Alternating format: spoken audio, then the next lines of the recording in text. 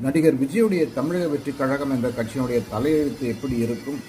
அவருடைய தலையெழுத்து மட்டுமல்ல, இங்கே உள்ள திமுக, அதிமுக போன்ற கட்சியுடைய தலையெழுத்தை கூட அவர்கள் மாற்றுவார்களா என்ற பெரிய விவாதம் நடந்து கொண்டிருக்கிறது. இந்த விவாதத்தை பற்றி கொஞ்சம் விரிவாக புரிந்து கொள்ள 2 விஷயங்களை புரிந்து கொள்ள வேண்டும். ஒன்று, ஒரு புதிய கட்சி, அது எந்த புதிய கட்சியாக இருந்தாலும் சரி, குறிப்பாக இதுபோல நடிகர்கள் தொடங்கும் புதிய கட்சிகள் ஆரம்ப காலத்திலே அது ஓட் மேக்னெட் அப்படியாகத்தான் இருக்கின்றன. அதாவது ஓட்டுக்களை இழுக்கின்ற ஒரு காந்தம், அவருடைய பர்சனல் சரிஷ்மா மூலமாக காந்தமாக ஓட்டுக்களை இழுக்கும் ஒரு அத்தியாயத்திலே தான் முதல் 5 ஆண்டுகள் அந்த கட்சி இருக்கும். அதற்கு பிறகு அந்த கட்சி நிலைத்து கட்சி அந்த கட்சியினுடைய அந்த கட்டமைப்பு, கட்சியினுடைய மக்கள் செல்வாக்கு, மக்கள் ஆதரவு, கட்சியுடைய கொள்கைகள் போன்ற விஷயங்கள் எல்லாம் 5 அல்லது 10 ஆண்டுகளில் வரும்போது அந்த கட்சியானது ஓட் மேக்னெட்டிலிருந்து சீட் வின்னிங் மெஷினாக மாறும். இதுதான் கடந்த கால வரலாறு.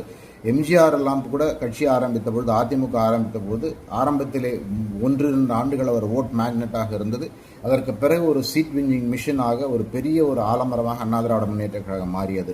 எந்த ஒரு புதிய கட்சிக்கும் இதுதான் நியதி. அதே வெறும் சீட் ஓட் மேக்னெட்டாக இருந்து அழிந்து போன கட்சிகள், இல்லை வரலாற்றிலே மறைந்து போன கட்சிகள் பல இருக்கின்றன.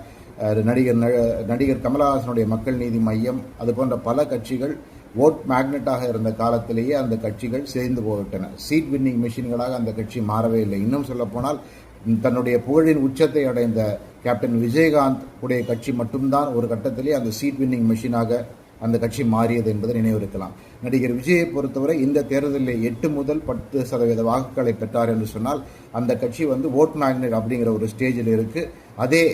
அதற்கு மீறி 25-30% வாக்குகளை பெற்றால் அது ஒரு பெரிய சீட் வின்னிங் மெஷினாக மாறும் என்பதில் சந்தேகமே கிடையாது. ஆனால் இந்த 25-30% ஒரு சில ஐசோலேட்டட் பாக்கெட்ஸில் இல்லை, மாநிலம் முழுவதுமாக அவ்வளோ வாக்குகளை பெற வேண்டும்.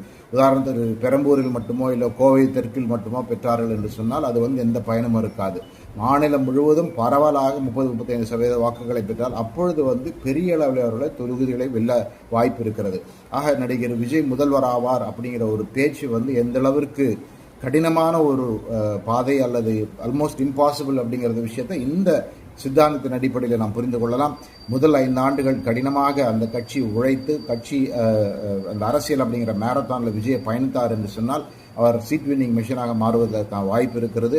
இல்லை, இங்கே எல்லாரையும் ஆச்சரியமூட்டும் வகையிலேயே முதல் தேர்தல், அதாவது மே 4 அன்று ஒரு முடிவுகளிலேயே தமிழக வெற்றி கழகம் ஒரு சீட் வின்னிங் மிஷனாக மாற்றி காட்டுவாரா? அப்படியானால் அது உறுதியாக இங்கிருக்கும் ஆலமரம் போன்ற கழகங்களுக்கு மிகப்பெரிய ஒரு தலைவலி சவால் என்பதிலே சந்தேகமில்லை. அது மட்டுமல்ல, பல சிறிய கட்சிகள் கண்காணாமல் போய்விடும் அதிலே என்பதில் எந்த சந்தேகமில்லை.